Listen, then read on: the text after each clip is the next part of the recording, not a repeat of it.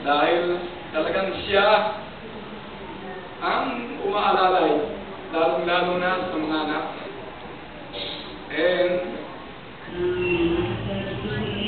ang mga anak ni nanay, napakaswerte. Ang mga pangaral, ang mga bagay-bagay na tinuro is something na dapat na ginagawa ng lahat ng magulang. Kung paano ang magkakapatid ay magmahalan at huwag magkagalit-galit. Very few family ang sasabihin natin o nakikita natin gano'n. Dahil, alam ko naman, kunting bagay, nagkakaroon ng sama ng loob, alitan, which is natural. Pero kung ang magulang mo ang laging nagpapaalala na kailangan magmahalan kayong magkakapatid, siguro that's the best gift a parent can give to their children. And this, nakita natin ngayon kung paano ang mga batang ito ay lumaki na responsable at mapagmahal sa kanilang mga magulang. To all the parents who are here, isa lang po ang pakiusap ko sa inyo. Hindi po natin pwedeng sabihin gayahin si Nanay Nancy, pero sana po, yung pagtingin at pagmamahal natin sa ating mga anak, huwag natin kalimutan. Napakasarap na buhay ang magulang mo. Eh, napakalungkot pag wala na ang isa rito. So, to all of you, magandang gabi po. And to Nanay Nancy, sabi nga ni Elma, sana magtagal pa. Sabi ng isang anak niya, if the Lord will ask him kung anong gusto niya, si Nanay Nancy pa rin ang maging nanay niya. Isang salita na kung iisipin ng lahat ay talagang, sabi nga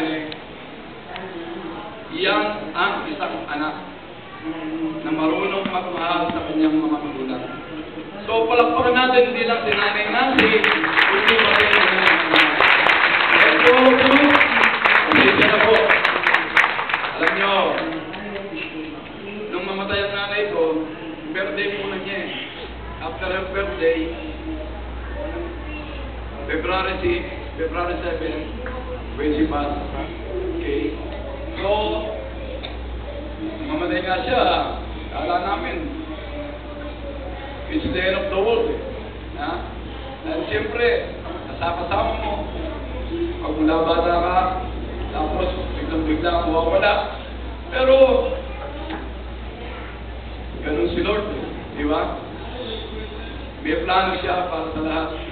Kaya sa mga kasamahan ni Nanay Nancy sa simbahan, maraming salamat po at saludo ko dahil pero sa pamilya nakakapagpagpag kayo sa ating parokya. Kaya po, senior citizen na po kami. Pero nakakatuwa. For us to reach that age, sabi ko nga, sa nangyari sa buhay ko, pwede na siguro akong mawala eh. Pero sabi nga, mayroong plano ng Panginoon para sa bawat isa. And that's something siguro na kailangan gawin natin. No? Let's live and do something doon sa mga pinag-uutol sa ating Panginoon. Maraming salamat po and happy birthday to you.